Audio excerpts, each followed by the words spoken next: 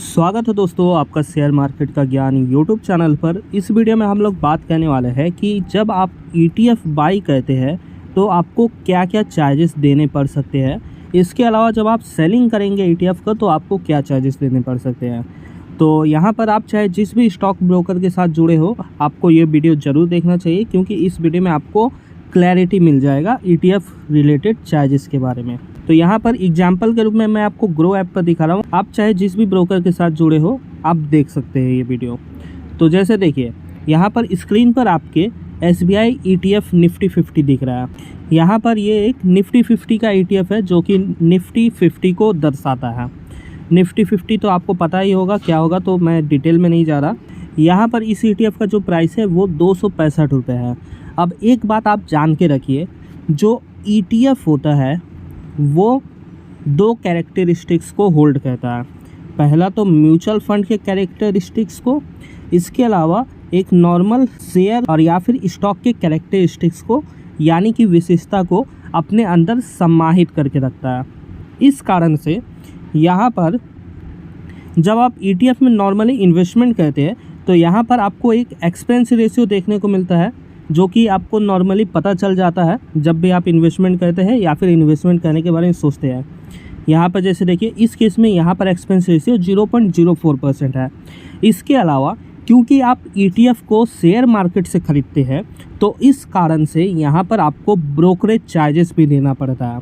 ठीक वैसे ही जैसे आप किसी कंपनी के शेयर को मार्केट से ख़रीदते हैं तो आपको ब्रोकरेज चार्जेस और अदर गवर्नमेंट चार्जेस देने पड़ते हैं, उसी तरीके से ETF भी जब आप ख़रीदते हैं तो आपको ब्रोकरेज चार्जेस और गवर्नमेंट के चार्जेस देने पड़ते हैं। एग्जांपल में देखिए एस्टिमेटेड बेसिस पे यहाँ पर मैं बाई करके आपको दिखा रहा हूँ। यहाँ पर मैं बाई डायरेक्ट करूँगा नहीं।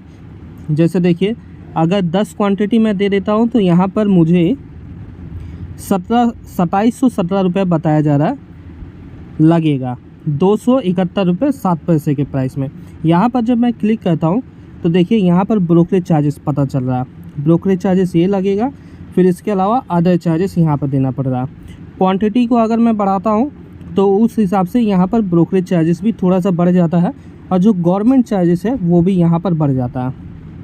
अब जैसे देखिए क्योंकि अभी मैं आपको ग्रो के ऐप में दिखा रहा हूँ तो यहाँ पर ब्रोकरेज चार्जेस आपको दिख रहा है। अब जैसे मान लेते हैं आप जरोधा पे बाइंग करते हैं तो यहाँ पर ब्रोकरेज चार्जेस 0 रहेगा, लेकिन अदर चार्जेस आपको देखने को मिलेंगे। इसके अलावा अपस्टॉक्स पे आप बाई करते हैं तब भी आपको ब्रोकरेज चार्जेस देखने को मिल सकता है, और एंजल वन में बाई करते हैं तो कोई भी ब्रोकरेज चार्जेस नहीं लगेगा। और किसी बैंकिंग स्टॉक ब्रोकर के साथ आप बाइंग करते हैं तो आपको और ज़्यादा ब्रोकरेज चार्जेस देखने को मिल जाएगा।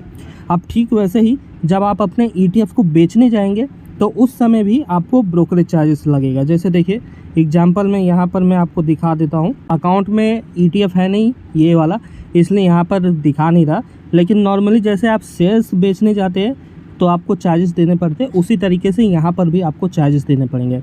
इसके अलावा जो नॉर्मल DP चार्जेस या फिर सेटलमेंट चार्जेस होता है वो भी आपको देना पड़ेगा यहाँ पर, जैसे कि आप स्टॉक में देते हैं। इसके अलावा जब आप ETF को ख़रीदते हैं तो कभी कभी जो एक्चुअल NAV रहता है उस NAV में ना ख़रीद के आप कम या फिर ज़्यादा के प्राइस में ख़रीद लेते हैं। अब जैसे कम के प्राइस में आप ख़रीदेंगे, मतलब NAV से कम का अगर रेट मिलेगा आपको तो आपके लिए फ़ायदेमंद है, लेकिन बेचने समय आपको नुकसान दे सकता है। और जब आप ज़्यादा प्राइस में ख़रीदेंगे तो आपको नुकसान देगा, और जब आप ज़्यादा प्राइस में बेचेंगे NAV से ज़्यादा प्राइस में तो आपको फ़ायदा रहेगा।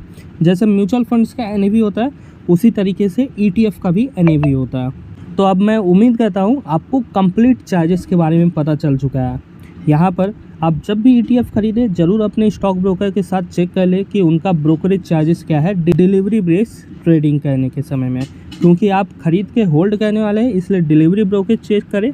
और अगर आप ETF में ट्रेडिंग कर रहे हैं तो आप इंट्राडे ट्रेडिंग ब्रोकरेज और अदर चार्जेस ज़रूर चेक करें।